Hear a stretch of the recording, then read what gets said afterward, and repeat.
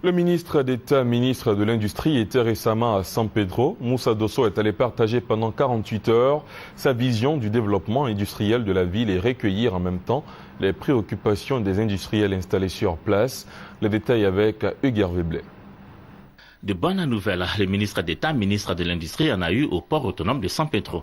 Au 30 juin 2012, le trafic de marchandises est en hausse de 121%. Par rapport au premier semestre 2011, 264 escales de navires ont été enregistrées contre 157 à la même période l'année dernière. Le résultat net est bénéficiaire de 187 millions de francs CFA contre 93 pour la même période en 2011.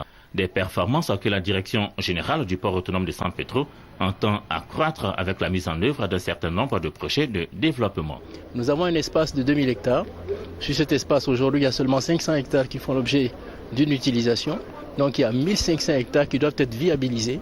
Nous avons souhaité avoir l'appui de l'État pour la réalisation effective de la viabilisation, laquelle viabilisation devra nous permettre d'accueillir des usines, des industries de transformation et donc une zone franche également. Se réjouissant des performances du PASP, le ministre d'État, ministre de l'Industrie, a marqué l'intérêt du gouvernement vis-à-vis de l'activité porteur à San Pedro à bien des égards favorables. J'ai vu que tout cela, si vous aviez les moyens, créerait 100 000 emplois.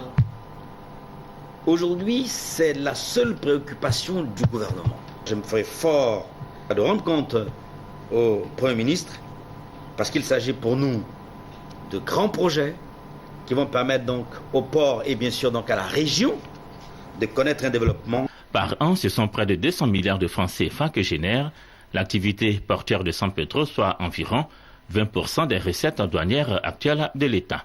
Ont été également visités par le ministre d'État, ministre de l'Industrie, le premier jour de son séjour à San Pedro, 2 unités industrielles, l'une du secteur de l'agroalimentaire et l'autre de celui de la cimenterie, toutes deux présentes sur les sites du port.